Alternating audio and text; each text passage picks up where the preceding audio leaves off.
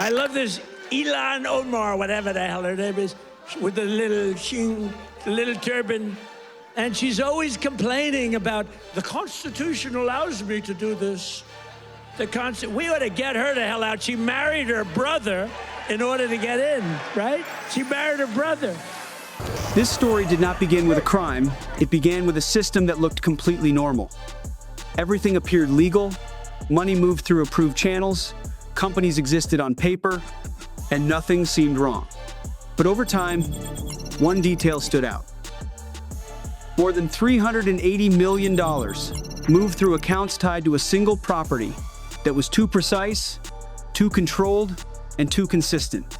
And once investigators noticed that pattern, everything changed.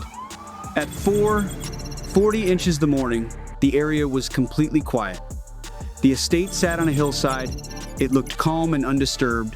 Lights reflected softly on the walls, and from the outside, everything appeared normal. But outside the property, federal units had already taken position. They were placed at multiple entry points. They moved carefully and quietly, and they were watching for any movement inside. The property belonged to a Somali couple. They were known for business investments, real estate, and nonprofit work. Their reported assets exceeded $400 million, and they had connections across multiple states. On paper, everything looked legitimate.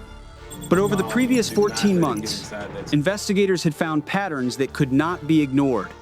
There were more than 1,200 structured transactions. This means money was broken into smaller amounts to avoid detection. There were 22 shell companies. These were companies that existed mainly on paper, not in real business activity. And money moved through donation channels and then returned into controlled business accounts. Some of these patterns appeared to overlap with larger funding systems. No direct connection was confirmed, but the pattern itself was enough. At that point, the property was no longer treated as just a home, it became an operational target. At approximately 4:48 a.m., the operation began. Entry teams moved in, they secured the main gate, other units blocked all exits, and no one could leave. A total of 19 federal agents entered the structure. The operation was controlled and coordinated. Inside, the two property owners were located and detained. There was no resistance. The interior looked normal. It was a high-value residence, luxury materials, open design, and nothing appeared out of place at first. But as agents moved deeper, they noticed inconsistencies. Some areas were restricted, some access points were reinforced, and most importantly, the structure did not match official building plans. That was a critical detail. A closer inspection of the lower level revealed something else. The measurements did not match the visible space. There was more space than there should have been, and this suggested hidden construction. At that moment, the operation changed. It was no longer just a search, it became a structural investigation. At around 5 a.m., agents discovered a concealed entry point. It was hidden behind a finished wall. It was designed to avoid detection, and once they accessed it, the environment changed completely. This was no longer a normal residential space. Inside, there was a network of corridors. These corridors led to multiple rooms, and in total, between 8 and 10 rooms were identified. Each room was small, each room was designed for temporary use, and each room had controlled access. There were signs of recent activity. Agents found personal items, storage containers, and basic living materials, and this indicated short-term habitation. Further search revealed more evidence. There were more than 70 identity-related documents. These included passports, birth records, and guardianship papers, and many of these could not be verified in official databases. In addition, agents found 30 prepared identity packets. These were partially completed identities, ready to be assigned to individuals. Digital systems were also recovered. These contained communication logs, routing data, and transaction references. An analysis showed that at least 26 individuals had passed through this location over several months. Each person followed a process. They arrived, they were given a new identity, and they were then moved to another location. As forensic teams analyzed the recovered data, the scale expanded. This was no longer a single property, it was part of a larger system. Investigators identified connections to at least 13 additional properties across multiple states. These properties were linked through financial records, identity structures, and communication patterns. Financial analysis revealed more than $380 million in structured transfers.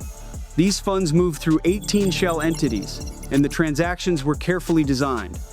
They stayed below reporting thresholds, and this prevented automatic alerts. Communication logs revealed coded language. Words like arrival, transfer, and clear appeared repeatedly, and these terms matched movement schedules. There was also synchronization between financial activity and physical movement. When money moved, people moved. In addition, some financial pathways appeared to intersect with donation systems. Again, no direct connection was confirmed, but the structural similarity was noted. At this stage, investigators reached a clear conclusion. The estate was not just a location. It was a central node in a multi-layered system. By early morning, the operation entered a second phase. Additional warrants were executed across multiple linked locations. At one location, agents found transportation logs. These logs showed more than 40 movement events across state lines. At another site, agents found a staging area. Items were organized using coded identifiers instead of names. Across the full investigation, more than 40 individuals were linked to the network, 18 individuals were located during follow-up operations, and others remained under investigation. A total of 24 individuals were detained or placed under federal review. These included people responsible for financial coordination, identity processing, and logistical movement. Additional evidence was collected. This included over 3,500 communication records, financial ledgers, and routing data. Despite these actions, investigators confirmed something important. The system was not fully dismantled. Some parts of the network remained active.